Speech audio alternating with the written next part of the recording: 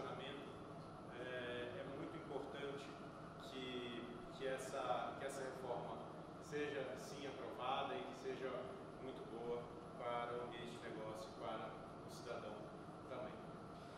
Bom, eu convido a Gabriela, que vai conduzir os debates nesse primeiro painel, e depois a gente retorna para a leitura do manifesto. Muito obrigado. Bom dia a todos. Meu nome é Gabriela, sou consultora em análise tributária da BMJ Consultores Associados. Bem-vindos. Eu gostaria de convidar para essa primeira mesa o sócio fundador da BMJ Consultores Associados, Dr. Velber Ramal, o deputado do voto,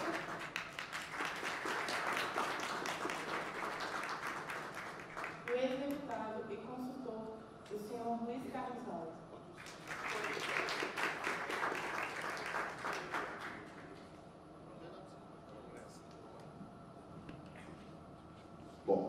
Bom dia a todos. Acho que nossa tarefa aqui é iniciar justamente os trabalhos. Eu queria agradecer a presença dos senhores, agradecer a presença do deputado Hugo Rocha, do deputado Raul, que tem feito há muito tempo um trabalho importante para a reforma tributária. Eu queria só alguns comentários para que a gente possa ter depois a visão dos especialistas sobre alguns dos temas em questão.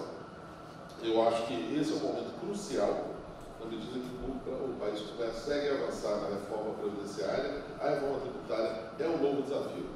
Para alguns clientes estrangeiros que nos perguntam, há uma perspectiva muito positiva, evidentemente, e mais ou menos a compreensão que nós temos que criar um consenso no Brasil de que a reforma previdenciária foi para o país não quebrar. Para o país avançar em reformas, nós precisamos agora e muito da reforma tributária. Falar dos problemas da reforma tributária é um lugar comum. Todos os senhores aqui, em algum momento, já viveram todos os problemas que o sistema tributário brasileiro ele é impraticável. E é interessante que nós só notamos de fato isso quando atuamos em outros países. Quando a gente atua no sistema tributário de qualquer outro país, até da Índia, que não é simples, a primeira percepção que a gente tem, por que no Brasil tem que ser tão complicado? Por que em outros países nós não temos os custos que os economistas chamam de deadweight costs, os custos de peso morto que tem no Brasil? As milhares de horas dedicadas para conseguir pagar imposto, as centenas de horas anuais para contencioso administrativo, a imensa insegurança jurídica com relação ao passado.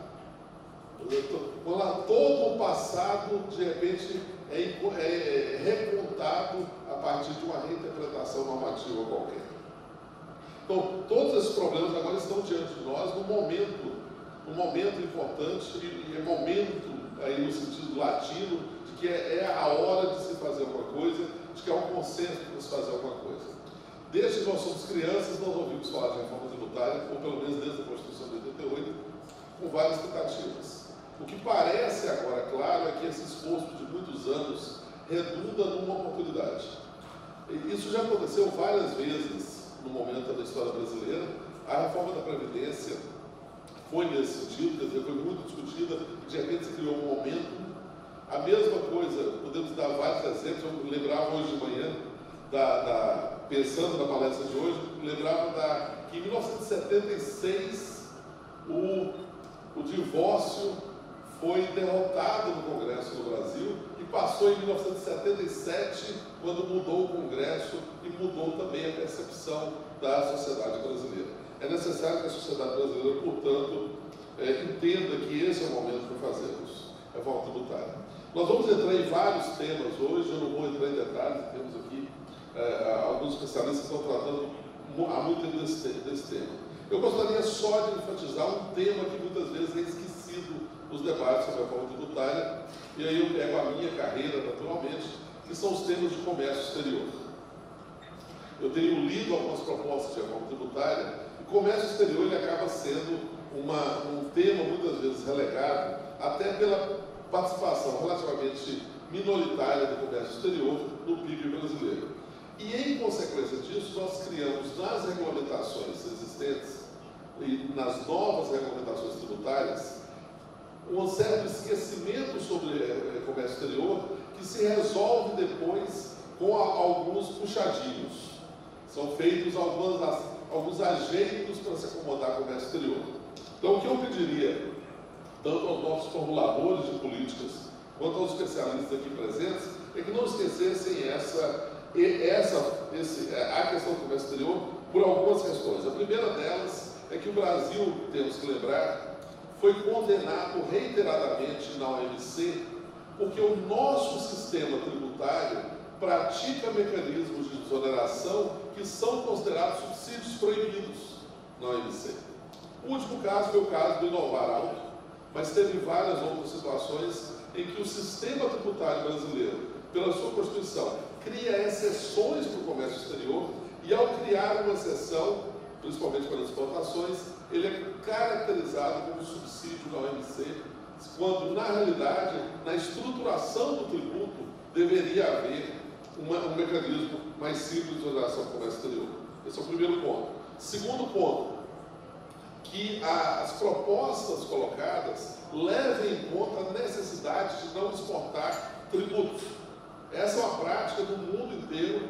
A competitividade do comércio internacional depende de que não se tribute a produção nacional como forma de perder competitividade no mercado internacional. Então, esse é o segundo ponto que, às vezes, eu tenho também encontrado um certo esquecimento, porque, na realidade, não é apenas a possibilidade de receber uma restituição do governo federal depois de um tempo, muitas vezes, indeterminado.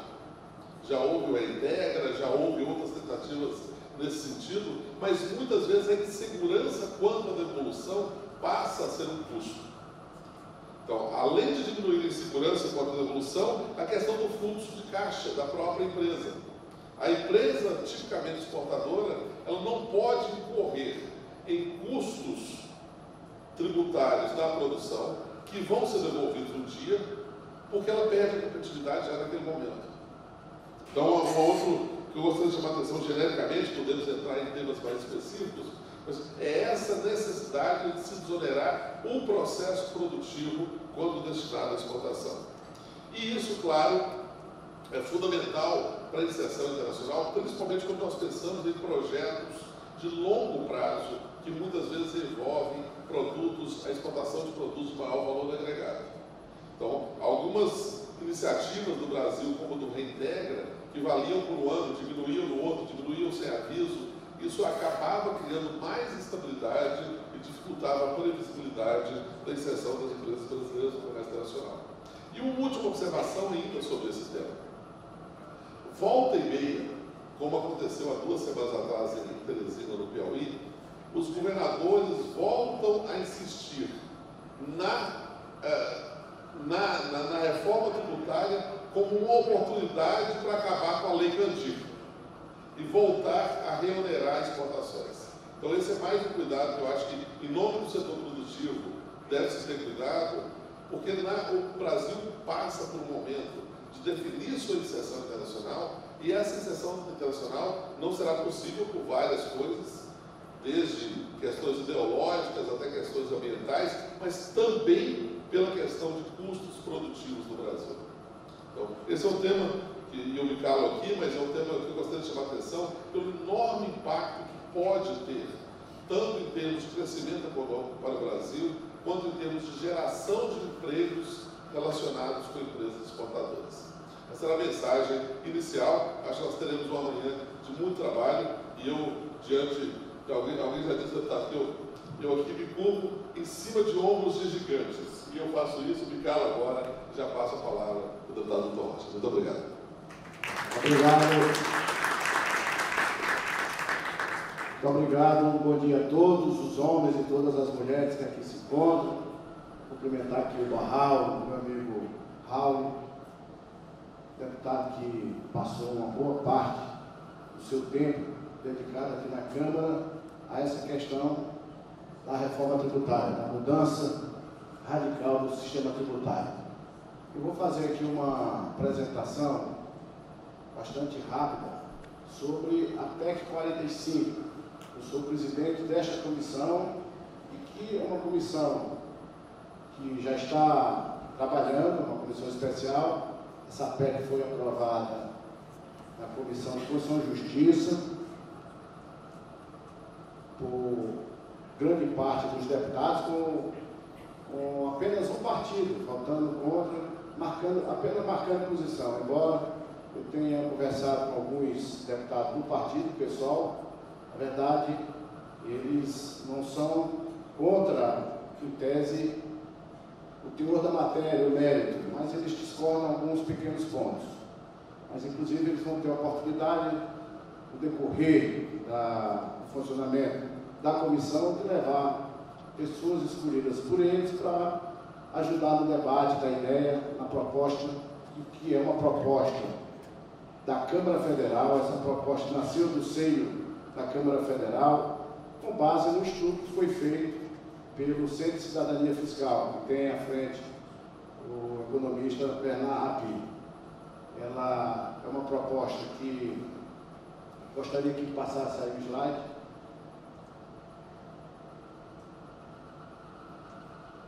É uma proposta que foi encabeçada pelo deputado Baleia Rossi, do MDB de São Paulo. Teve também o apoiamento de quase 300 parlamentares. Foi uma proposta que, em uma semana, se colheu as assinaturas dos parlamentares e, uma semana seguinte, já estava dando entrada na mesa da Câmara. Eu fui eleito presidente, o relator escolhido é o deputado Aguinaldo Ribeiro, que é do PP da Paraíba, o deputado está no 3º mandato, foi ministro de Estado, deputado bastante atuante, muito estilo aqui para o meu amigo Raul, muito habilidoso na articulação.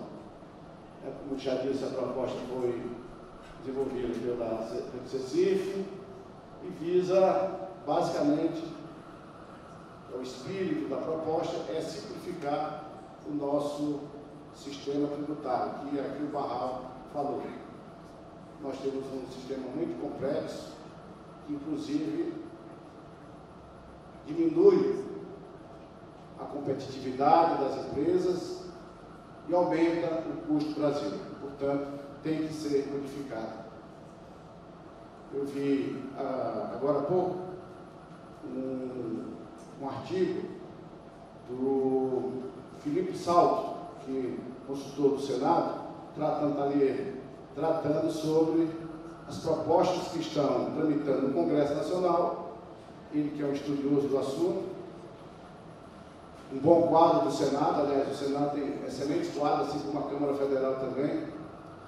Ele faz uma análise das propostas que estão tramitando, que é a 110, que é a PEC baseada no estudo do Raul, o estudo que eu participei, através de uma comissão especial que nós tivemos funcionando na legislatura anterior, uma comissão de estudo que também aproveitou, dentro dessa proposta, parte do que foi feito pelo CECIF. E o Raul avançou um pouco mais além da questão da mudança dos impostos sobre o consumo. Foi aprovada na época aqui na Câmara essa comissão especial de estudo. Em seguida, foi constituída uma outra comissão para analisar o resultado do estudo, que foi apresentado uma proposta de emenda à Constituição. Em seguida, depois, na outra comissão, nós debatemos mais ainda e conseguimos, no final do ano passado, aprovar essa PEC 110. Mas a PEC 45, ela tem duas fases de transições, o Raul também vai falar aí, a 110 também tem. É uma de 10 anos para a implantação do IPS, ou seja, para quem recolhe, para o contribuinte, e de 50 anos para os entes federativos, porque é o tempo que se entende que seja melhor para sair da situação atual, que é complicada, que o Raul está de falar aqui, os governadores já imaginando tributar a exportação, mas com esse sistema aqui não haverá tributação sobre exportações, nenhum tipo de tributação. E o período de mudança de um sistema para outro, ou seja, da origem para o destino, é de 50 anos.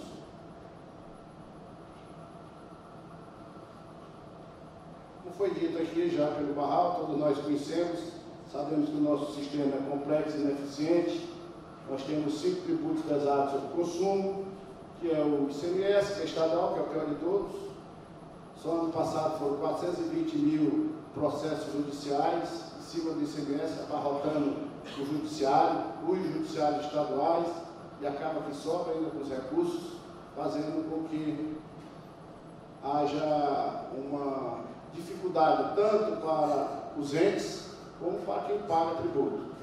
Tem o ICMS, tem o ISS, que é o imposto municipal, os senhores sabem, e os 3 federais, que é o PIS, o IPI e a COFINS, que serão extintos e será criado um imposto sobre valor agregado, que nós denominamos de IBS, e um imposto seletivo.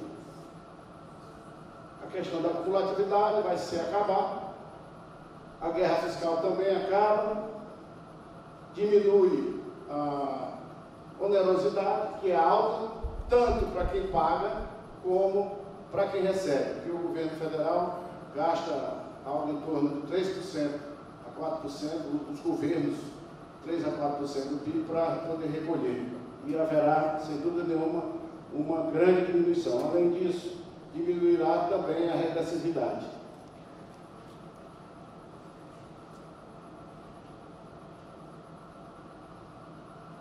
Então, o que se pretende com essa simplificação? A extinção desses tributos e a criação desses outros 2 tributos.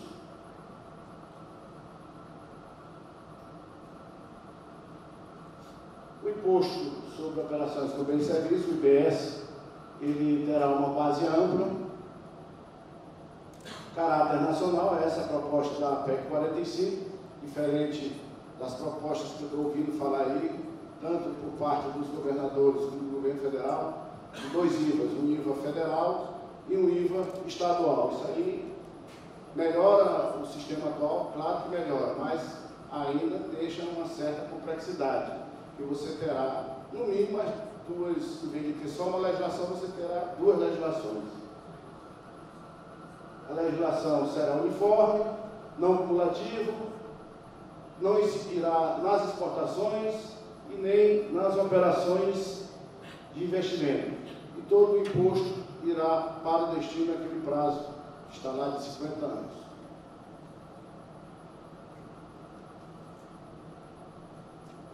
As alíquotas terão uma alíquota padrão, que é a alíquota nacional, as subalíquotas federativas, que será a dos estados, a dos municípios. Aí você vai agregar com a alíquota nacional, que é a alíquota padrão, as alíquotas dos estados e dos municípios. E também outro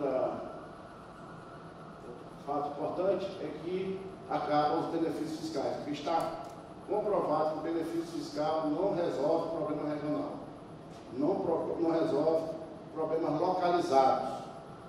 Nós temos aqui alguns casos no Nordeste, nós temos percebido claramente que enquanto tem aquele período de incentivo, a empresa está lá, tira o incentivo, a empresa fecha. Então, significa dizer que esse incentivo não é o correto. Então, a política de desenvolvimento regional mais adequada talvez seja aquela adotada através de um benefício, de um incentivo orçamentário, além, logicamente, de oferecer a infraestrutura necessária. Que no Maranhão, eu dou um exemplo aqui, nós temos um porto, vários portos já na Baía de São Marcos, mais 2, um já está em construção, o outro novo será construído, um investimento de 10 bilhões de reais, e isso ajuda demais na atração de empresas. É isso que traz a empresa para se instalar. Tem infraestrutura, tem que ter energia. Não adianta dar incentivo fiscal se a energia é ruim. Não adianta dar incentivo fiscal se o município não tiver sequer uma assistência na saúde. Então, não é essa a política adequada. Essa é mais fácil de se fazer, é mais simples. Essa é a forma política mais fácil de resolver o problema, mas não se resolve de fato o problema. E aí está se arrastando por muitos anos esses problemas que algumas regiões não conseguiram se desenvolver, porque a política adotada é justamente a política equivocada. Então nós temos que justamente acabar com esses incentivos fiscais, não que vai se encerrar com os incentivos, mas que a política correta não é essa, através dos tributos.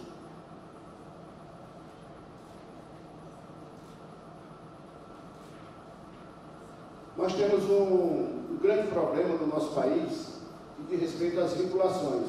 Muitas das vezes, eu tive a oportunidade de ser 20 anos gestor, ordenador de despesa, como secretário de Estado, prefeito, presidente de Câmara. Eu percebi claramente que essa vinculação ela faz uma distorção muito grande nas políticas públicas, já na área da despesa, que nós podemos corrigir. E eu aplaudo o Bernardo Pique, ele foi muito inteligente no momento que ele cria as alíquotas singulares.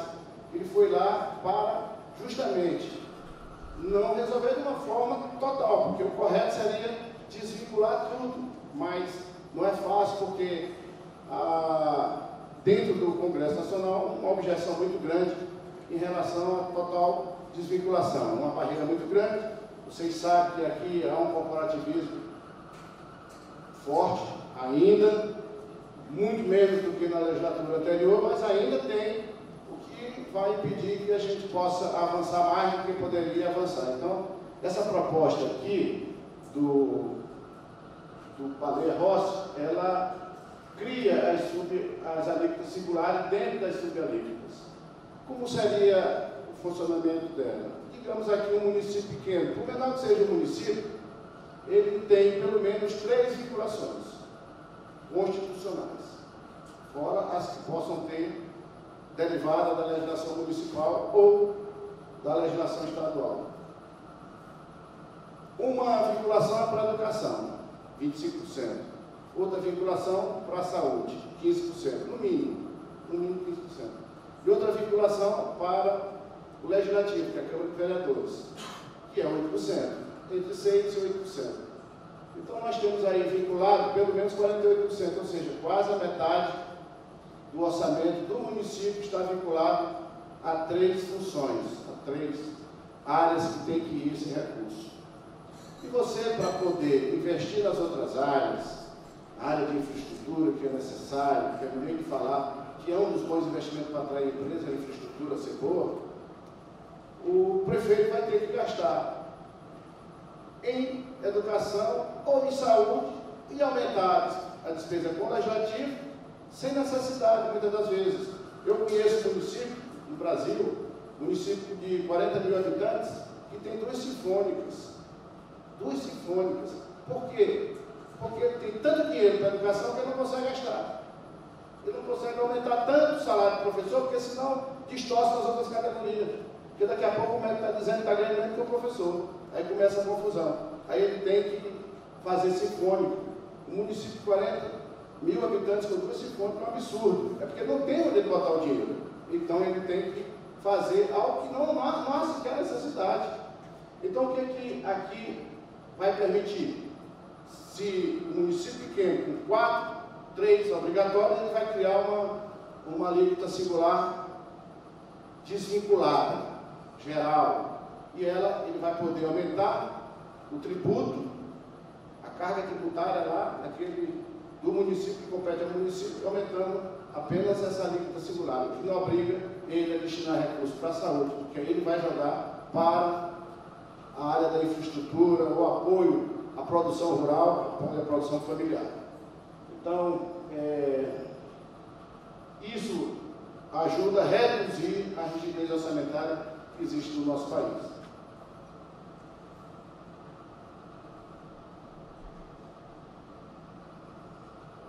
A transição para o IBS, do atual sistema para o IBS. No primeiro e no segundo ano, haverá a cobrança da alíquota de 1%, para poder aferir quanto vai se arrecadar, para que você tenha uma certeza de quanto será a alíquota do IBS. No terceiro ao 9º ano, o sistema novo vai entrando em vigor. No no 10º ano, o novo sistema de cobrança de tributo estará definitivamente implementado. É a transição para quem paga. Tem a criação também do imposto seletivo, que será de competência da União, que incidirá sobre bens e serviços com os consumos que desejam desestimular, tipo cigarro e bebidas. É isso aí. Pronto. Eu vou ficar aqui mais um pouco. Nós vamos ter hoje ali o grupo de trabalho que está debatendo uma proposta, eu faço parte dele, e nós estamos aprovando, estamos finalmente, que é o grupo de trabalho do aperfeiçoamento do Código Penal e do Código de Processo Penal. Não tem nada a ver com o tributo, né? Mas eu estou representando o meu partido lá nesse grupo de trabalho, uma proposta lá do Alexandre de Moraes e do ministro Moro. Então são duas propostas muito parecidas, assim como essa da PEC do Baleia, como a PEC do Raul, são muito semelhantes. Então, lá nós estamos nessa discussão, e alguns acham que tem que prevalecer a ideia do Moro, outros que é do ministro Alexandre de Moraes. E nós estamos lá tentando construir um consenso para que nós possamos ter um código de processo penal melhor em alguns aspectos, para combater a criminalidade e também um código penal correto. Muito obrigado.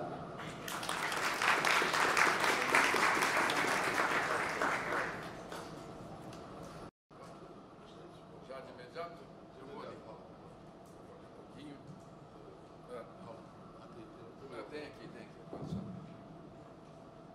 Muito bom dia, uma honra muito grande estar aqui em mais um debate sobre a reforma tributária brasileira. Meu querido amigo Hildo Rocha, presidente da PEC 293 e da PEC 45, e hoje demonstra o seu equilíbrio, sua competência, com tranquilidade tem presidido esta comissão ao longo dos últimos 4 anos e meio. Parabéns, Hildo Rocha e Barral, uma satisfação estar aqui na BMJ com seus convidados e muitos aqui presentes, a nossa Vanessa Ganado do CECIF, o Felipe Saldo do IFE e tantos outros. Tinha visto aqui o Alexis, o deputado Alexis, estava aqui agora há pouco. Prazer muito grande. Então, conseguiu pôr? Não? Então tá bom. Vai no... O desafio contemporâneo do Brasil é destravar a economia. Para destravar a nossa economia, nós temos que fazer a última grande tarefa, que é a reforma, a reengenharia tributária tecnológica do nosso sistema tributário. Ela tem sido a principal barreira nesses 50 anos. Mais especificamente, nos últimos 30 anos, 38 anos, quando a carga tributária começou a ser elevada gradativamente e tornando a base de consumo extremamente complexa e sobrecarregada de tributos. Tivemos um efeito perverso. Esse acúmulo de tributos na base de consumo e esta complexidade dos tributos da base de consumo e a não tributação adequada da base de renda fez com que houvesse a maior distorção de todos os países do mundo. Com isso, tivemos um prejuízo enorme, travando as nossas empresas, tirando a competitividade das nossas empresas, ao ponto de hoje metade das empresas brasileiras estão inadimplentes. E também tirando o poder de consumo de milhões de brasileiros, especialmente os das faixas de rendas mais baixas, fazendo com que 66% dos cidadãos e cidadãs brasileiros estejam inadimplentes e o PIB brasileiro sofrendo uma regressão expressiva. Nos últimos 38 anos tivemos 3 grandes crises. A de 81, 82 e 83, no regime militar do Figueiredo e Delfim Neto, o Brasil recuou 8,5%. A do Collor, 89, 90, 91, o Brasil recuou 7,7%. E esta recente da Dilma, 2,14, 15, 16, o PIB recuou 8,2. Infelizmente, senhoras e senhores, a crise não foi embora. Todos os países que entraram na crise do subprime já saíram, menos o Brasil, porque somatizou, em medicina fala que somatizou. Os problemas vieram à tona, todos os problemas da competitividade brasileira. Fui relator da Lei Candir, que é a lei geral do ICMS, e essa Lei Candir, com a desoneração da exportação de grãos, semi-elaborados, produtos in natura, fez do Brasil o maior exportador de commodities do mundo. Imagine derrubar a Lei Candir. Uma saca de soja de R$70, se voltar a tributação antes da Lei Candir, o produtor rural lá no interior do estado, do município, vai receber 13% menos do preço, que era a alíquota dos produtos in natura. Imagina uma saca de soja de R$70, ele receberia R$9 menos. E quando você tributa a exportação, você não está tributando o exportador, a multinacional, você está tributando o seu produtor lá embaixo com prejuízos imensos. Com toda a franqueza, não é por aí, né? Bom, a Lei Candir é a lei do ICMS. Infelizmente, os estados federados, há 50 anos, têm a mesma carga tributária do ICMS, 7% do PIB. Quando foi criado o ICMS, equivocadamente, a base de consumo desmembrada em ISS, ICMS e IPI, dividiu serviço para o município, bens para o Estado e um adicional de produção industrial para o governo federal, foi cometido um sacrilégio, um grande erro tributário que acabou acarretando, né, todo esse prejuízo. Quando nasceu o ICMS, em 67, 7 do PIB, arrecadação nacional 18.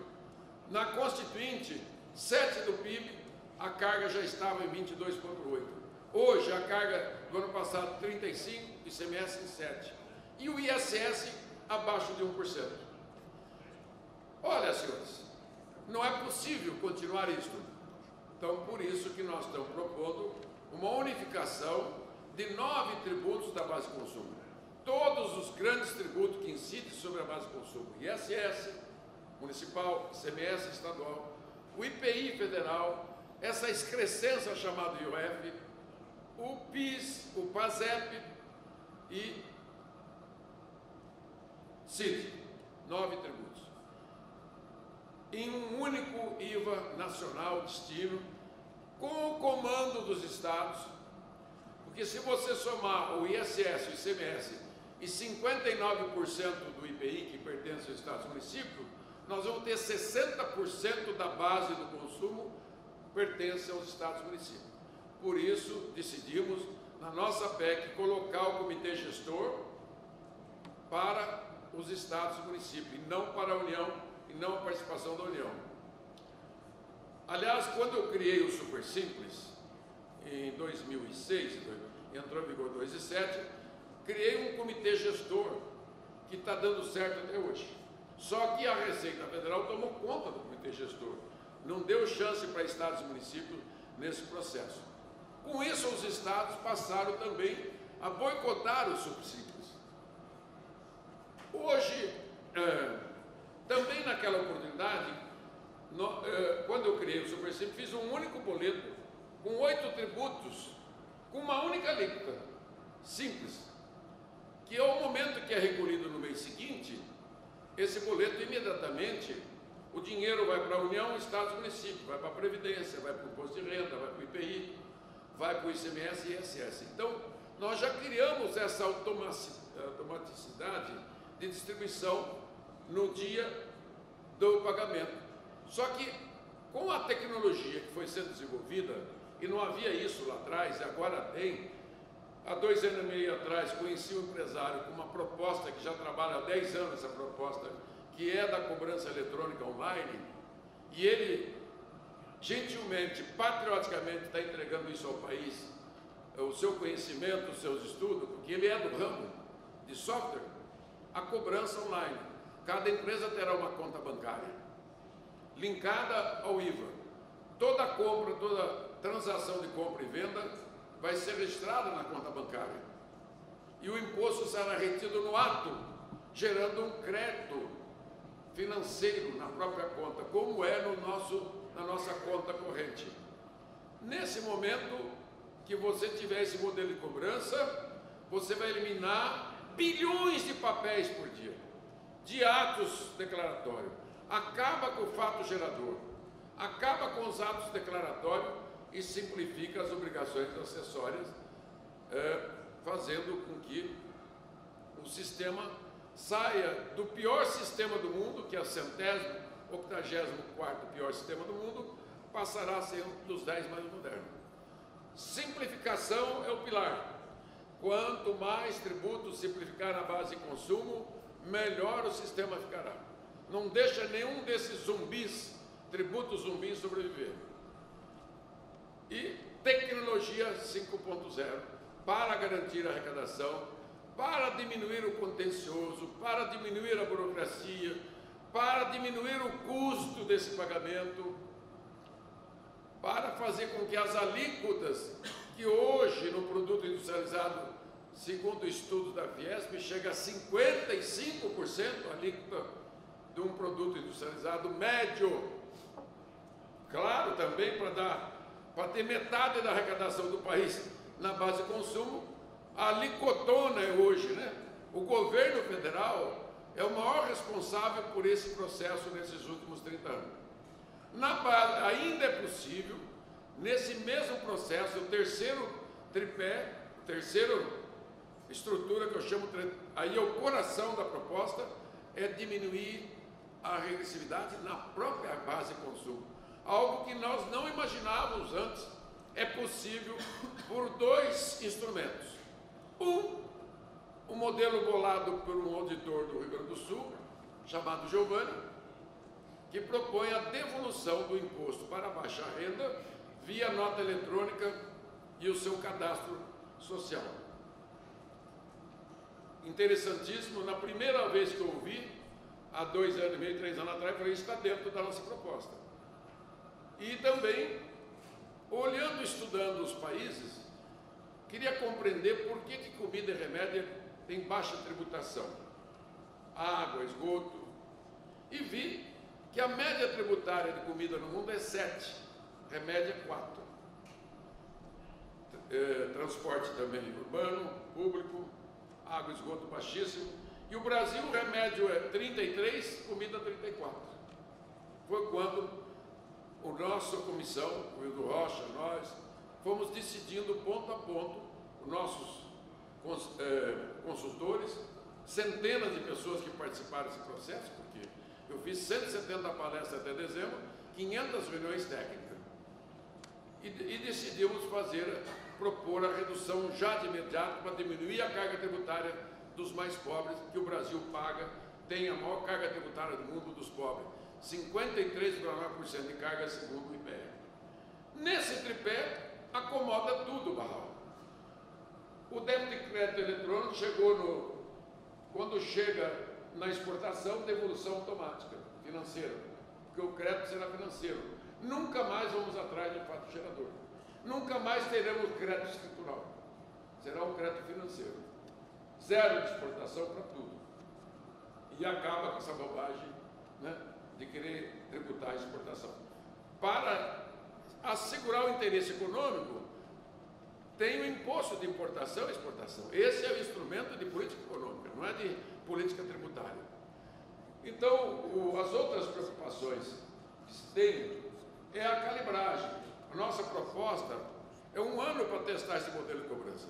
O Dr. Rachid, nas dezenas de reuniões que eu fiz com ele, reclamava que o Raul quer desligar o sistema velho e religar o novo, da noite para o dia. Aí fizemos uma transição de 1 ano de teste do modelo de cobrança e mais 4. A origem e destino só para os estados e municípios, 15 anos, sendo que os primeiros 5 anos fixo, para não dar instabilidade nenhuma aos governadores, prefeitos e o próprio governo federal. Agora surge que o governo federal deseja o IVA dual, o IVA federal e o IVA estadual. Chegaram até a dizer que os estados e municípios poderiam aderir voluntariamente. Não. Net. Quando eles fizeram isso, em 96, nós fizemos por adesão estados e municípios no Simples Federal. Sabe quantos municípios aderiram? Quantos estados? Nenhum.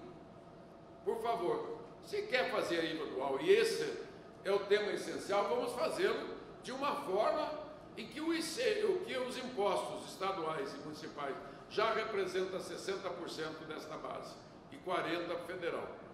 Mas só que eu recomendo que sejamos sócios um do outro desse tributo, para que não aconteça o que aconteceu nos últimos 32 anos, que a União Federal pegou a carga tributária de 22,8%, chegou a 35% o ano passado, e nem 1% pertence aos estados e municípios desse aumento de carga tributária.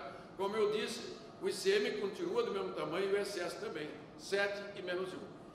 O que temos pela frente? A proposta CECIP, Baleia Rossi, que o Wildo está presidindo. A proposta nossa na Câmara está pronta para o plenário. Quando chegar a 45, ela vai encontrar com a proposta 293 do plenário. As duas estão prontas para votação, estarão. A CECIP talvez em 20, 30, 40, 50 dias seja pronta. Ao mesmo tempo, o Senado decidiu encampar a nossa proposta, que lá leva o número 110. Ela é exatamente a mesma proposta. Exatamente a mesma.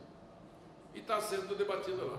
O que é importante nisso? Que o Senado e a Câmara, todas as entidades, trabalhadores, empresários, auditores, todos estão se capacitando, já tomando posição qual proposta vai adotar ou um mix delas.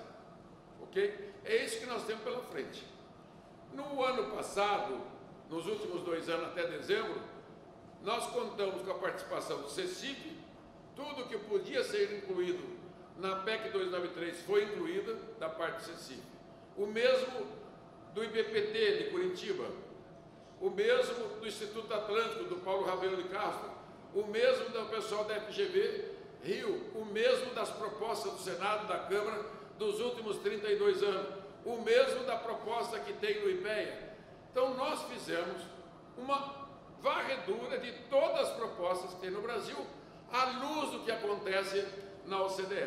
Então tudo que tem na nossa PEC, Zona Franca de Manaus tem solução, os governadores querem comitê gestor estadual, está na PEC, eles querem o fundo de equalização, está na PEC, eles querem o fundo de combate à pobreza e diminuição da regressividade, está na PEC, eles querem base ampla, está na PEC. Então, os municípios, nós também atendemos os municípios, atendemos os auditores, porque você sabe, com a cobrança eletrônica, vai sobrar muito pouco para o que fazer do ponto de vista fiscal. Você vai ter que correr atrás das compras em dinheiro e criptomoeda. Claro que vai existir sonegação. Então, os fiscos, o Comitê Gestor Estadual, vai precisar de menos de 15, 20% do efetivo hoje. Então, fizemos um capítulo para ele, falou, fica sossegado, vocês vão continuar trabalhando, porque após a aprovação desta emenda constitucional, até entrar em vigor, vocês ainda terão 15, 20 anos de trabalho para limpar toda essa tranqueira resultante desses impostos, né, canalhas que o Brasil tem até hoje. Resumindo, é isso. Estamos num grande momento da vida do país. O país já decidiu, ele quer IVA.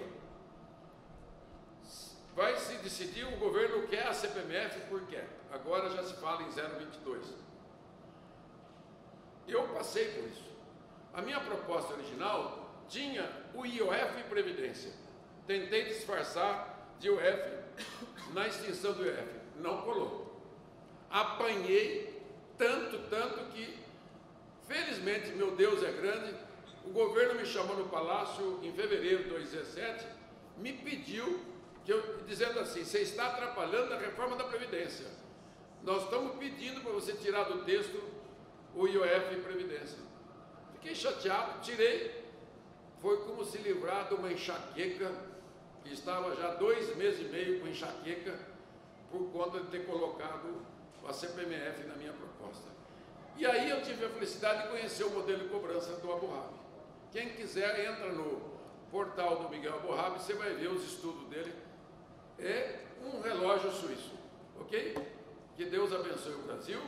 Parabéns pelo evento, conte comigo. Já peço licença porque eu tenho voo para São Paulo. Daqui a mais tarde eu vou debater com a Pi na Globo News. Um grande abraço, felicidades a todos.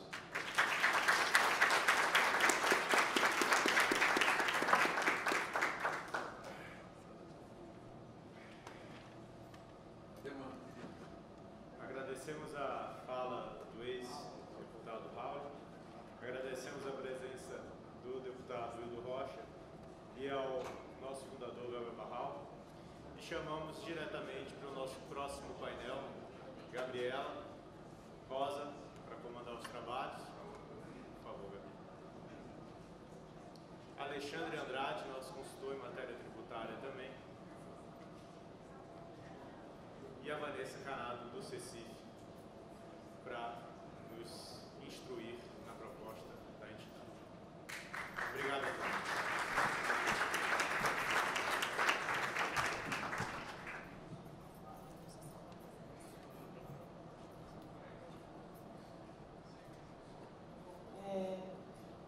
Obrigada, pessoal, por estarem aqui com a gente nesse evento. Eu acredito que a primeira mesa ela conseguiu preparar, em linhas gerais, o conhecimento de como estão as reformas, as principais reformas em discussão. Hoje a gente teve a PEC 45, que foi apresentada pelo deputado Hildo Rocha, e a PEC 110, de 2019, no Senado, foi apresentado pelo senhor ex-deputado Raul. Além dessas 2 reformas que foram apresentadas, existem outros textos em discussão, existem outras propostas que estão ainda nos grupos, nas entidades que estão elaborando. Formalmente, o governo ainda não apresentou a reforma dele, né? Existem expectativas sobre quando o governo vai apresentar. Alguns falam em 30 dias. O importante é que a gente já tem, em linhas gerais, de como deve ser essa proposta. É uma proposta que possivelmente trabalhará com a questão, a substituição da contribuição sobre a folha por imposto sobre movimentações financeiras, que foi o que o deputado Raul apresentou para a gente, já antecipou algumas críticas a esse modelo. Existem discussões do CONCEFAS, que é o Comitê de Secretários da Fazenda, que prometem elaborar uma proposta de IVA dual, um IVA federal e um IVA estadual, gerido por um comitê gestor só de estados e municípios.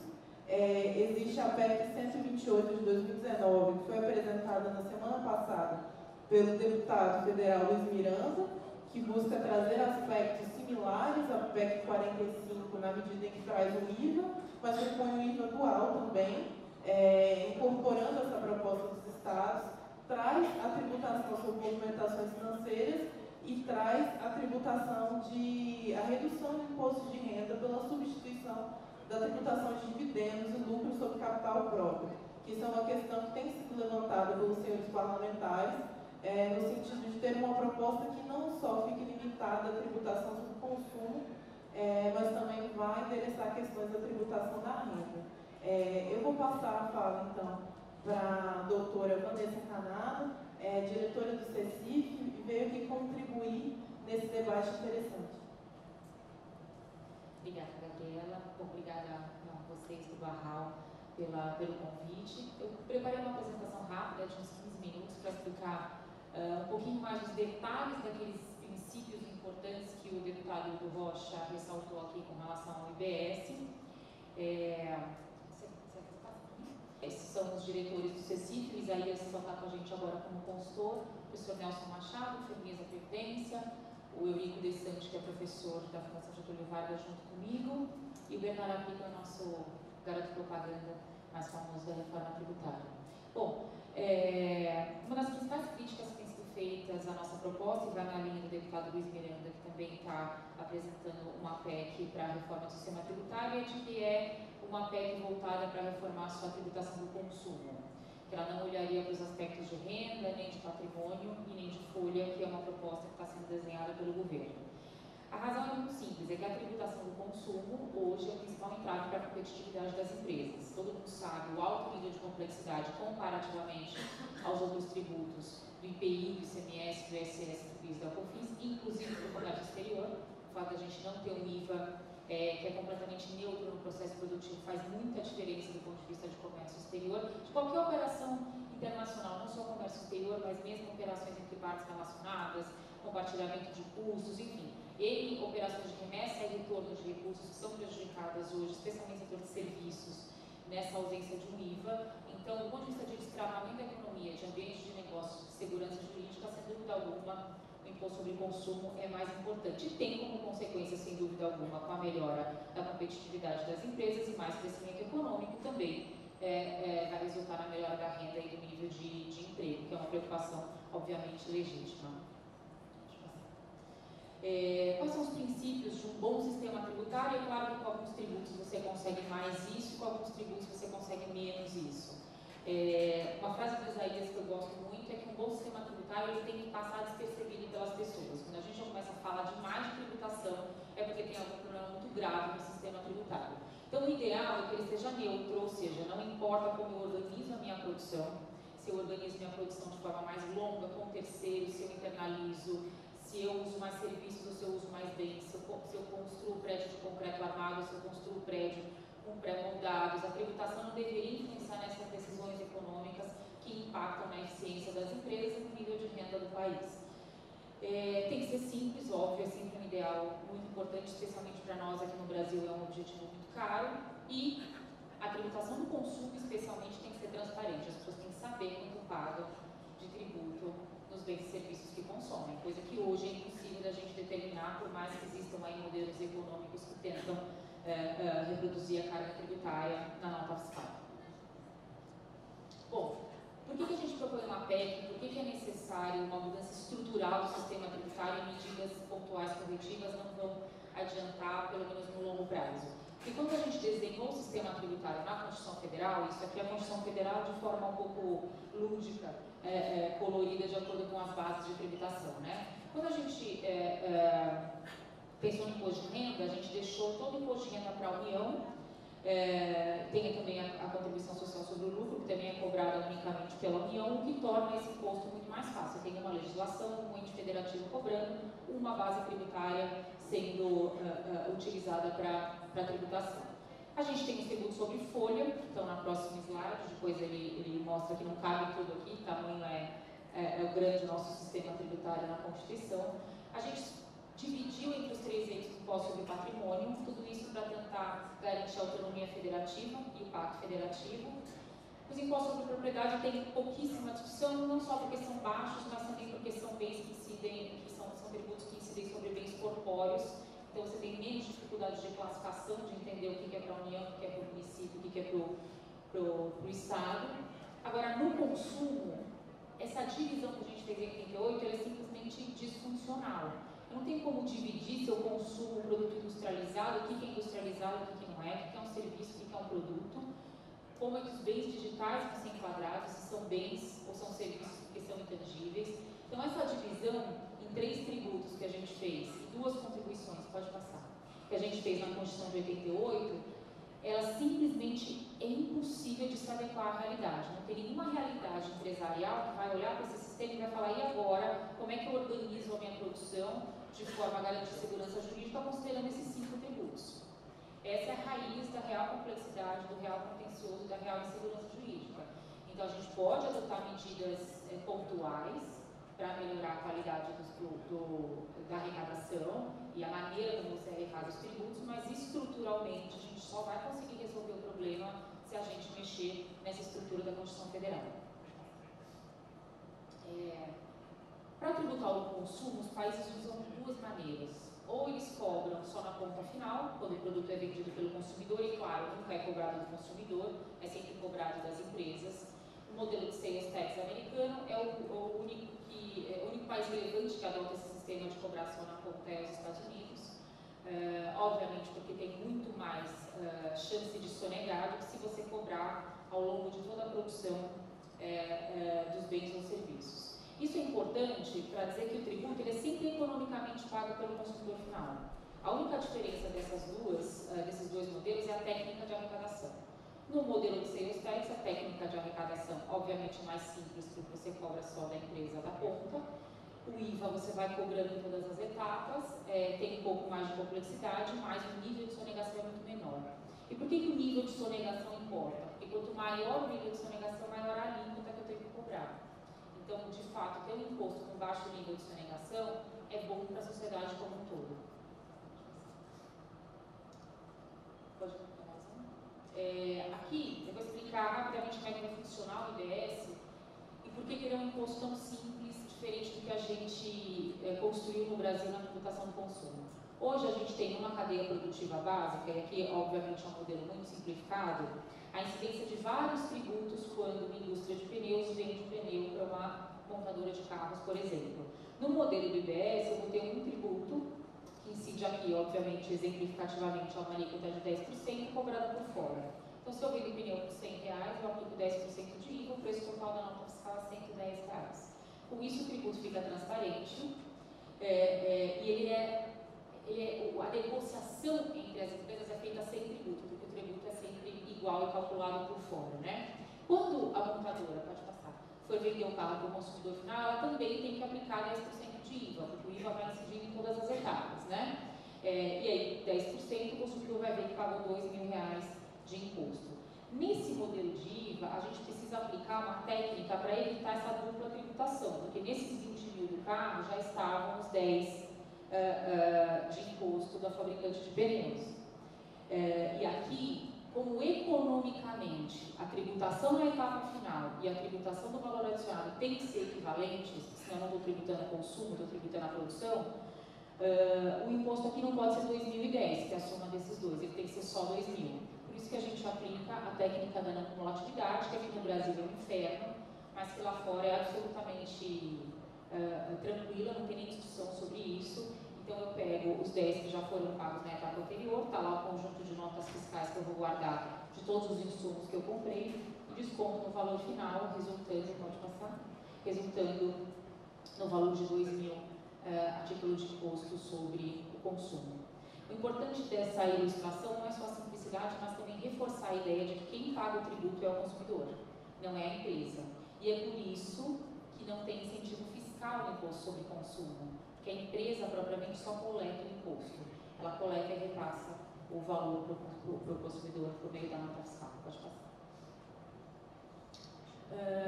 Esse modelo de IVA, hoje em dia é chamado de Imposto sobre Bens e Serviços, Goods and Services Tax, nos outros países. Mais de 160 países adotam esse tributo, emergentes e países em desenvolvimento, países de dimensões continentais e países menores. Todo tipo de organização econômica hoje é compatível com esse imposto, porque, como vocês viram, ele é completamente neutro no ciclo de produção. Então, nenhum fator concreto que a gente apurou nesses países indica que ele não serviria para o Brasil, mesmo a gente sendo uma federação, porque a gente tem federações com IVA. Então, por isso que a gente propôs o IPI, o PIS, o COFINS, o ICMS e o ISS se tornarem um imposto único, que é o IBS, que é um imposto único, não está muito na moda, o imposto sobre bens e serviços, que é o IBS. Pode passar. Quais são as principais características do IBS? São as características de um IVA, ou seja, tem que incidir sobre tudo que é consumido, porque é imposto sobre consumo, não interessa se você está comprando camisa, calça, software ou assistindo Netflix. Com isso, eu consigo que todas as pessoas paguem imposto de forma igual e que as empresas, para elas isso seja neutro, porque tanto faz o que ela adquire como insumo e tanto faz o que ela vende, o imposto é sempre o mesmo.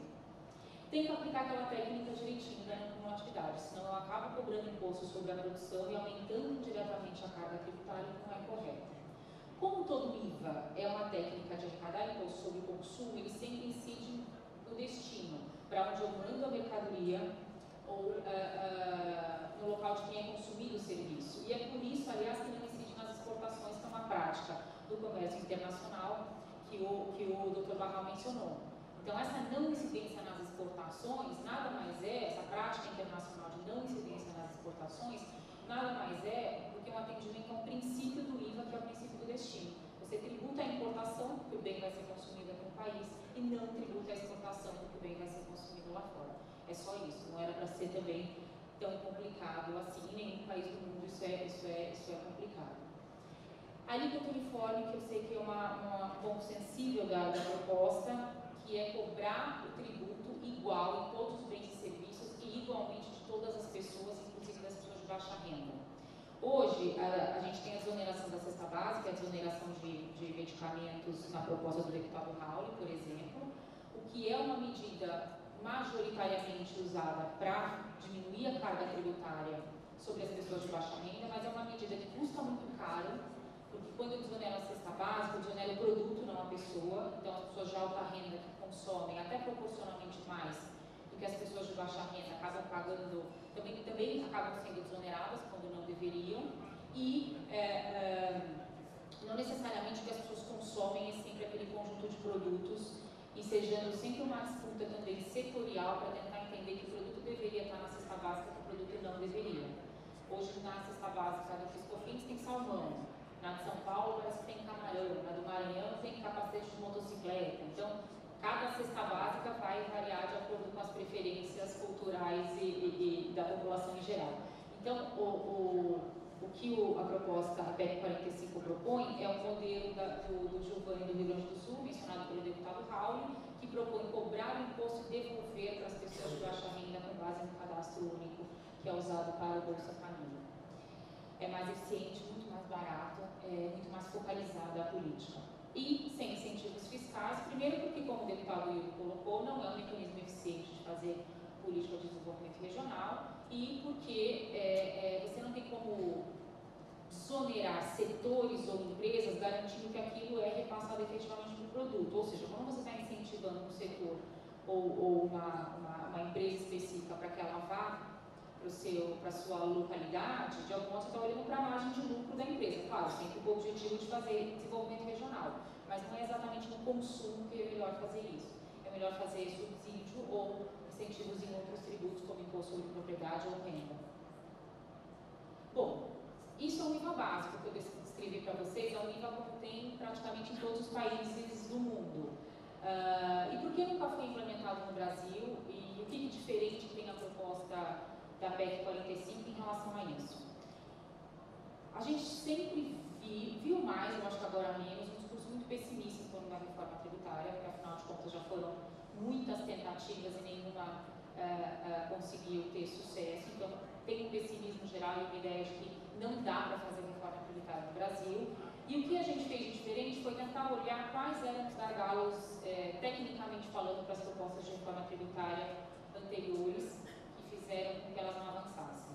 São basicamente 3 pontos. As empresas que investiram precisam de uma transição para ter o retorno do seu investimento, os governos precisam de transição porque vão perder receita com o princípio do destino, e a gente precisava dar um jeito de manter a autonomia de estados e municípios no Brasil, que é uma característica muito específica da nossa federação.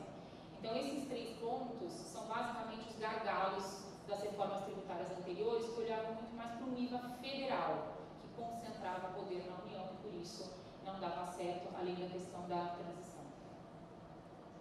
Bom, essa aqui é uma proposta de transição da PEC 45, que são os 10 anos para quem paga, como o deputado Wildo colocou.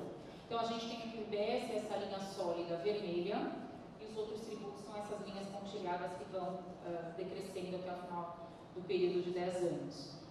O imposto é instituído e tem um período de teste de 2 anos. Eu cobro o imposto com uma alíquota de 1%, só reduzindo proporcionalmente a alíquota da COFINS, para manter a carga tributária geral neutra. E eu entendo o potencial arrecadatório dele e a forma melhor de cobrança desse imposto nesses 2 anos. Com isso, eu consigo calibrar a alíquota dos próximos 8 anos, na medida necessária para repor a arrecadação do decréscimo dos tributos atuais com 1/8 ao ano. Então, as alíquotas desses tributos antigos decrescem 1/8 ao ano e a alíquota do IBS é calculada proporcionalmente para repor essa arrecadação. Então, a queda dos tributos é nominal e natural. Eu aumento do IBS, que é variável conforme a necessidade de reposição da arrecadação. Para os governos que vão perder receita, especialmente os estados mais produtores e exportadores, do que os estados mais consumidores, como o Nordeste, que acaba ganhando, tem uma proposta de transição de 50 anos, que poderia ser menor, é só um prazo para os entes federativos se ajustarem, sendo que nos 20 primeiros anos a garantia com a calibração da alíquota de manutenção da arrecadação que aquele ente teria ajustada pela inflação, e se houver algum crescimento real por conta da calibragem da alíquota, já é distribuída com base no princípio do destino. E nos 30 anos seguintes, com 30 avos, você vai reduzindo essa calibragem até chegar no princípio do destino. O princípio do destino, quando você aplica o princípio do destino e desconta as transações interestaduais e intermunicipais, o que vai ficar para o Estado e para o município é basicamente o tributo cobrado dos seus consumidores.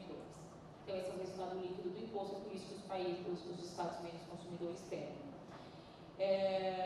Claro que isso, dado o fato de que não tem política de desenvolvimento regional com desenho do imposto, é preciso que se crie um fundo para aportar uma parte do IBS, que pode ser uma parte só da União, e isso está sendo discutido, para aplicar em política de desenvolvimento dessas regiões de maneira mais eficiente. Então, como o deputado Dudu falou, é aplicar infraestrutura e mão de obra qualificada. Isso aqui é um gráfico que exemplifica um estado que perde 10% de arrecadação com a implementação do IBS. Se a gente não tivesse transição, essa linha azul traria essa perda em um pouco mais de 5 anos, o que é um período muito curto para o ajuste do Estado, para investimento em infraestrutura e captação de novos negócios. Por isso, essa linha vermelha é a linha que representa o período de transição de 50 anos. Isso considerando que eu não tenho crescimento econômico, o que é pessimista demais, nos parece que pelo menos um pouco de crescimento econômico com a reforma da Previdência e a reforma tributária a gente vai ter. Então, mesmo esse Estado que perde, vai ter uma arrecadação maior do que tem hoje, que é essa linha cinza, acima da linha amarela, que é o que ele arrecada hoje. Bom, e aí, finalmente, como manter a autonomia de estados e municípios com uma legislação uniforme, que é isso que vai garantir simplicidade e segurança jurídica. Então, o IBS, segundo a PEC 45, é instituído por uma lei complementar de caráter nacional. Todas as regras do tributo estão lá, inclusive essa alíquota do IBS necessária para repor a arrecadação, que é chamada de alíquota de referência, e só a alíquota pode ser alterada pelos estados e pelos municípios por meio de lei ordinária.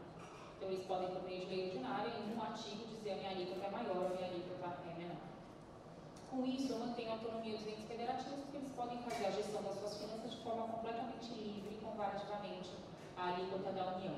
Claro que, como o princípio do destino, nas transações interestaduais e intermunicipais, eu aplico a alíquota sempre do destino, não vou aplicar nunca a origem do meu próprio estado, a alíquota do meu próprio estado e município. Bom, era isso, aqui tem o meu e-mail e fico à disposição agora para as perguntas e para os debates. Muito obrigada.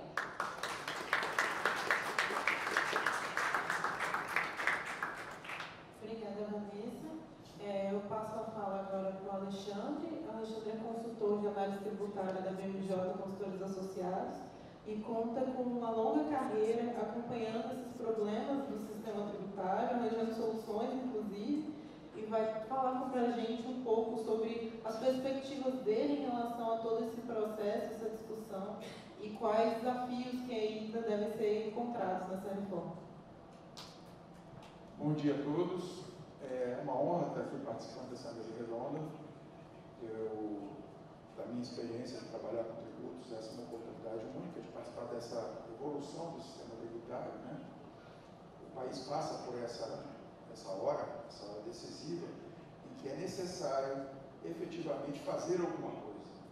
Então, a primeira observação que eu faço é a seguinte: é necessário mudar o sistema tributário. Isso todo mundo sabe. Todo mundo tem essa percepção. Nós até agradecemos muito a sensibilidade de vários cientistas, especialistas, políticos em desenvolver soluções para a gente ter uma reforma tributária. Isso é muito importante. A gente não tem que escolher muito momento para fazer as coisas. Muitas pessoas falam assim: agora nós estamos fazendo a reforma da Previdência, agora nós estamos fazendo a reforma política, agora nós estamos fazendo, quer dizer, mas se a gente for esperar a hora certa de fazer as coisas, não vai fazer nunca. Então, a hora de fazer a reforma tributária é agora. É agora ou nunca, né? Bom, a principal situação que a gente vê que causa essa necessidade da reforma tributária é que o nosso sistema tributário é extremamente complexo. E ele é complexo quantidade de tributos.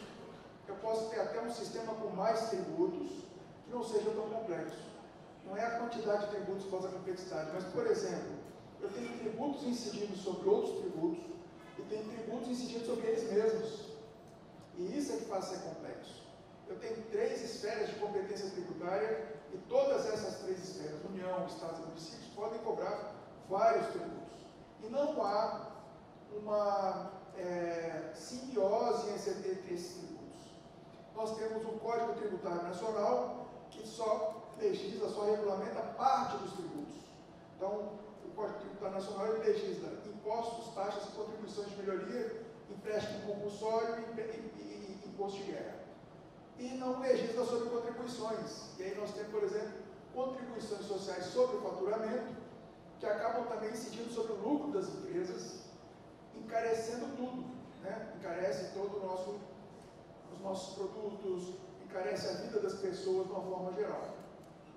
O que nós temos, na verdade, é o seguinte: nós temos a forma de tributar brasileira é muito agressiva, a culpa disso é dos entes federados, a gente não pode dizer que não, tá? Mas a carga tributária ela não existe por si só. O Brasil é um país que tem um custo social muito elevado e que causa essa necessidade de arrecadar mais. E os artifícios para se arrecadar mais, na verdade, é que fizeram com que o nosso sistema se tornasse muito complexo. Bom, aí eu digo o seguinte: hoje eu vejo no Congresso uma situação muito interessante. Por um lado, eu vejo muita gente querendo ser pai da reforma tributária. Todo mundo quer ser pai da reforma tributária. Eu acho muito legal isso, porque é bom ser pai de filho bonito, não é? Quando o filho vai bem, quando o filho tem sucesso, quando o filho se torna uma celebridade, todo mundo é pai dele. Mas, e se der errado? Quem vai ser o pai? Aí eu pergunto para vocês: o sistema tributário ele existe por si próprio? Não. Alguém colocou isso na Constituição, está lá na Constituição. Alguém é o pai disso. Alguém é o pai da substituição tributária? Quem é o pai da substituição tributária? Quem é o pai da guerra fiscal? Quem é o pai da não cumulatividade do PIS, PASEP e COFINS? Cadê esses pais? Onde é que eles estão? Então, a gente tem que fazer uma crítica que tudo que nós fazemos nesse campo é para o país. Não é exatamente como glória própria, mas é um sacerdócio que se faz para o país. Eu sou contador. É muito difícil você pegar um contador e falar que o contador é tributarista. Então, eu até nem aceito muito esse rótulo, porque realmente não sou tributarista. Mas o contador é uma das vítimas do sistema tributário. Das grandes vítimas. A minha categoria profissional sofre absurdamente com o sistema tributário. E também é a categoria que mais vive o dia a dia do sistema tributário. E essa vivência do sistema tributário me posicionou como um especialista. Eu trabalhei 18 anos no Banco do Brasil, sendo pelo menos 5 deles na contabilidade geral do Banco do Brasil. Trabalhei 20 anos na Receita, pelo menos uns 15 anos desses 20 anos trabalhei no sistema de tributação. Então, isso me possibilitou ver esse sistema de uma maneira bastante abrangente. Nos últimos anos, eu estou trabalhando como consultor, que me permitiu também ver e sentir as dificuldades das pessoas que são os contribuintes. Pois bem, quando nós vemos as duas propostas que estão formalizadas, nós temos várias propostas, nós temos duas principais propostas de tramitação. Nós temos a proposta da PEC 45 e a proposta da PEC 110. As duas propostas, elas têm uma visão muito importante. Primeiro, a criação do IVA. É uma solução, sim. Por quê? Porque o IVA deu certo em quase todos os países. 165 países utilizam o sistema de IVA. Ele é um sistema que consegue absorver bem as divergências, diferenças das cadeias produtivas. Por isso é que ele é um sucesso. Não só por questão de eficiência arrecadatória, mas que as cadeias produtivas são muito variadas. Nós temos cadeias produtivas de setores enumerados aí. E cada setor produtivo vive a sua cadeia de uma determinada maneira. Cadeias mais longas, cadeias mais curtas, né? Nós temos os prestadores de serviços e cada uma dessas cadeias vai reagir de maneira diferente a um novo sistema tributário que vem por aí. Então, a primeira preocupação é o seguinte, é que a gente tem uma visão de que existem cadeias que vão ser beneficiadas beneficiadas e cadeias que vão ser prejudicadas. E eu menciono, por exemplo, prestadores de serviço normalmente não se aproveitam bem da não cumulatividade. Prestador de serviço não tem nada para deduzir da não cumulatividade. O que o prestador de serviço tem na cadeia produtiva dele é pessoas que produzem serviços, pessoas que produzem intelectualmente, pessoas que produzem com suas habilidades. Então, o serviço, a cadeia de serviços não se beneficia muito da não cumulatividade, mesmo que ela seja muito bonita. Então, eu vejo, por exemplo, quando você tem uma alíquota única, os dois sistemas têm essa previsão de alíquota única, o setor de serviços, ele sai prejudicado. Ele vai sair prejudicado de alguma maneira. Outra coisa que a gente tem que ver é a questão do pacto federativo. A gente está acostumado a ver a questão do pacto federativo pelo lado dos estados e dos municípios. São os que chiam mais. Mas a gente não pode esquecer que a União também faz parte do pacto federativo. E a gente vê muitos dos técnicos, das pessoas envolvidas, então, coloca a culpa do sistema tributário ser complexo todo na União. Mas o principal desafio nosso é o ICMS, gente. Isso é claro. O pior tributo que existe no Brasil é o IVA ao contrário, que é o ICMS, que é o nível na origem. Os tributos federais, nós temos complicação com PIS/PASEP e COFINS. São difíceis, mas não eram. Ficaram difíceis com a não cumulatividade. E aí é que eu digo assim, nem sempre o que a gente deseja é bom quando vai para a prática, porque todo mundo queria não cumulatividade com PIS/PASEP e COFINS. Quando ela se tornou uma realidade, se tornou um problema muito sério. Hoje, talvez, na minha visão muito estreita, eu diria que se a gente tivesse um PIS/PASEP cumulativo, uma alíquota de 3,65, estava melhor do que pagar 9,25 com uma não cumulatividade, você não sabe o que pode deduzir. Acaba pagando muito mais. Então, tem que ter muito cuidado com esses conceitos, com a aplicação dos conceitos. Isso é outra preocupação. Então, por exemplo, quando eu tenho cadeias que, no final da ponta, eu tenho um varejo feito por pessoas que não são contribuintes, como, por exemplo, a questão das vendas diretas, a não cumulatividade é muito importante. Saber como vai ser feita essa não cumulatividade. Porque nós temos muitas famílias que vivem de vender produtos em vendas diretas. Eu não estou defendendo o ramo de vendas diretas, mas é preciso levar isso em consideração. Isso é uma questão importante. Então, por exemplo, eu poderia dizer para você assim, cosméticos. 60% da venda de cosméticos é feita por pessoas físicas. Então, a gente precisa ter atenção com isso. Nós temos um problema que é relacionado com o conceito de bens. Nós hoje temos o ICMS, que é Imposto sobre Circulação de Mercadorias, e a prestação de serviços de transporte interestadual, intermunicipal e de comunicações. Primeiro, já está errado porque serviço não devia estar no ICMS. Mas aí quando você vê esse serviço de transporte interestadual, quer dizer, qual estado vai receber isso? Serviço de transporte intermunicipal, qual município? Comunicações é uma coisa que circula na atmosfera, então não tem muita territorialidade. Tudo bem, vamos passar por cima disso, mas mercadorias é um conceito raso. Mercadorias é uma categoria de bens. Quando você vai tributar bens, você está tributando imóveis também. É preciso saber disso. Imóveis são bens, bens imóveis e bens móveis. E aí você tem que tomar cuidado com o conceito.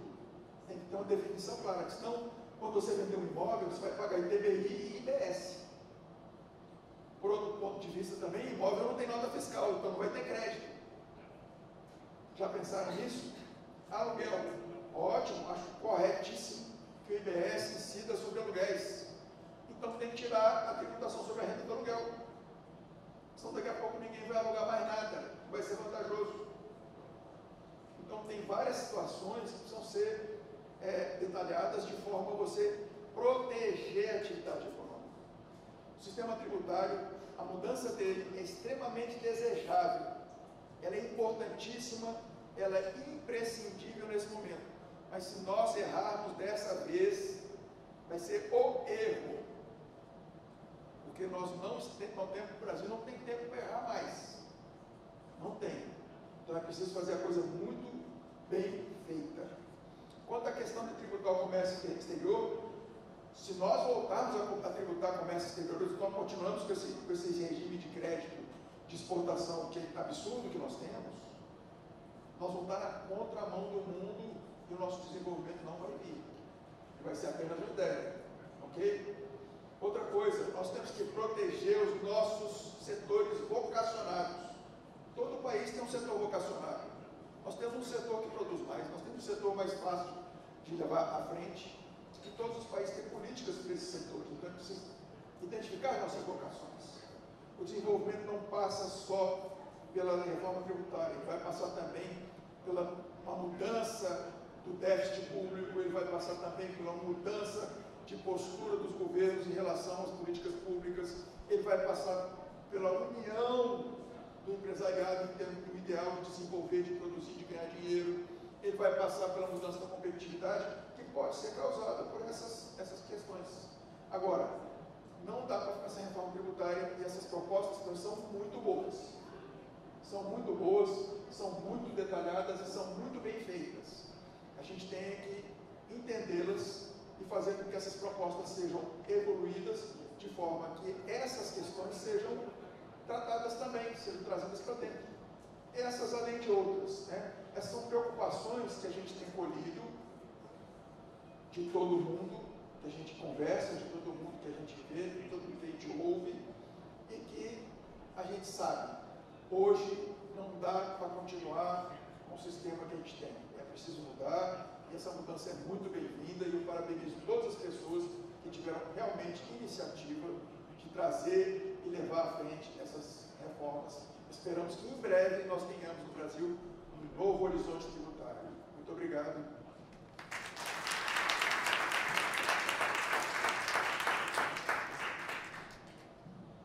Bom, a gente vai passar para a parte das perguntas, mas antes eu acho que eu peguei uma tarefa um pouco complicada, que é sumarizar muito do que a gente discutiu por aqui, né? Eu acredito que ficou claro que a necessidade da reforma tributária é um consenso. O sistema brasileiro chegou a uma situação tal que o gestor de uma empresa hoje consegue ter uma noção perfeita do sistema tributário, consegue ter uma noção perfeita de toda a cadeia produtiva, de como incide os seus gargalos. É uma necessidade que vem justamente porque gerir o sistema tributário hoje, gerir a tributação de uma empresa hoje, é uma gestão de risco. Eu falo que é uma gestão de risco, é uma questão de segurança jurídica séria, e para isso a gente tem números que comprovam isso. De 88 até 2016, mais de 300 mil leis, normas tributárias, foram editadas a nível federal, estadual, municipal. Em nível de volume de questão de dinheiro, né, a gente vai pensar em montantes impressionantes. A Procuradoria-Geral da Fazenda Nacional divulgou em 2018 que em discussão em tribunais superiores tinha 1 trilhão apenas em matéria tributária. Isso limitado a tribunais superiores, porque se nós formos observar a realidade da Justiça Federal e da Justiça dos Estados a nível de discussão de ICMS, PIS/COFINS, aí o montante ele cresce assustadoramente. As empresas elas têm consciência de que para a operação cotidiana uma liminar faz muita diferença. A questão de adiar por 90 dias a incidência de uma mudança na tributação consegue fazer a diferença a nível de viabilidade de vários negócios. Então, quando a gente chega numa situação tal de insegurança jurídica, é inevitável que a reforma tributária surja como uma questão que tem que ser levada à frente. É por isso que é uma discussão que está há 20 anos acontecendo. Parece que agora existe um consenso de que algumas concessões terão que ser feitas em alguma medida, seja por alguns setores ou seja por alguns estados, a nível de aprovação para um sistema que organicamente consiga contribuir para o ganho tributário. Quando a gente está falando de questões de setores que serão de alguma forma ceder, os setores serão prejudicados em algum nível, isso não impede que a Câmara dos Deputados, que o Senado, que estamos aqui presentes, recebam o setor produtivo para trazerem as suas próprias contribuições.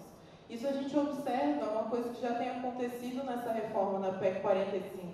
O setor de serviços, tal qual o Alexandre mencionou, se viu de alguma forma fragilizado e já começou de alguma forma uma participação nesse processo político, trazendo questões como aumento de carga, um aumento significativo na aprovação do IBS, um aumento para 25%, um aumento significativo.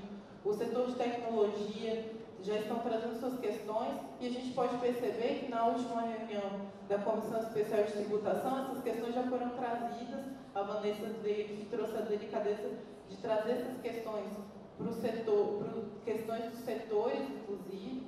Então, nesse nível, o engajamento desses setores envolvidos, o setor produtivo, vai ser uma peça-chave para conseguir fazer uma reforma que ela não fragilize a iniciativa privada. Isso é um ganho de competitividade. Quando a gente está falando de regras de transição, que é uma questão que também tem afetado bastante a discussão, os setores se veem, de certa forma, contemplados, porque foi criada uma regra de 10 anos para que a economia consiga se adaptar.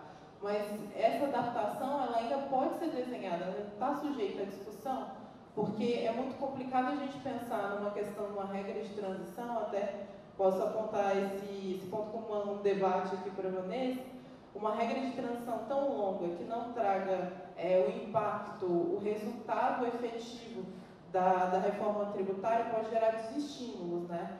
A gente teve experiência na Índia, que fez uma reforma tributária e alterou ao longo do processo de transição a legislação diversas vezes. Porque quando não há um engajamento, onde não há um resultado imediato do ganho econômico com a tributação, há uma perda de confiança nessa regra tributária, dessa regra de transição. A gente tem um cenário hoje no Brasil que a gente não poderia imaginar que estaria acontecendo há 10 anos atrás.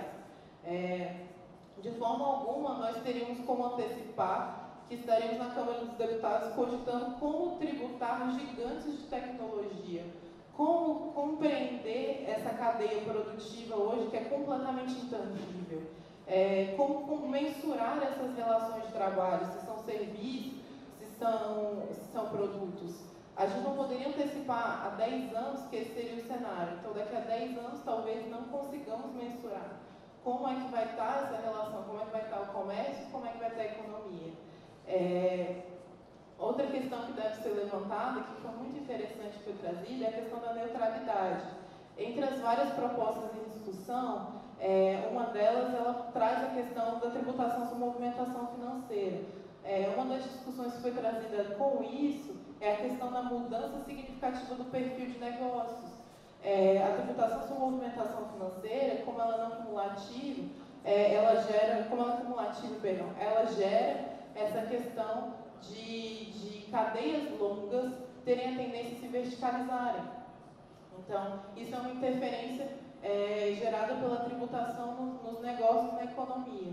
A nível de comércio internacional, vejam que é um esforço compreensível aqui de trazer todos os pontos que foram levantados. A nível de comércio internacional, a gente recorda a questão das exonerações, né? O princípio do destino, ele consegue, a nível interno, desonerar as exportações, ou a nível externo, desonerar as exportações, e a nível interno, gera um favorecimento para os estados que teriam uma condição de menor riqueza, porque aí a gente está dando a receita para aqueles estados que têm perfil consumidor e não os estados que têm perfil produtor. Isso gera maior distribuição regional, dando um endereçamento a uma questão que foi trazida pelos deputados já, que é a questão dos incentivos tributários. O princípio do destino, ele dá uma espécie de resposta a esse problema.